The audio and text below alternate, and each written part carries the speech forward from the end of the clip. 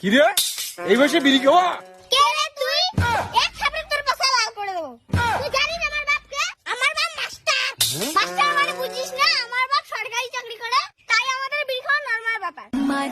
আচ্ছা, কোথায় গেল এক বারুদা? জ্ঞান দিতে। তোদের বাপ সরকারি চাকরি করে বলে এই বয়সে বিড়ি খাবি, এটা কোনো কথা? বেশি মুখ চালাস না, এমন মার মারবো না বাপের নাম ভুলে যাবি। ওই দেখ বাবা, চল চল।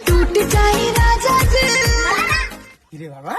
10 টাকা দাও না বাবা বিড়ি খাওয়ার জন্য।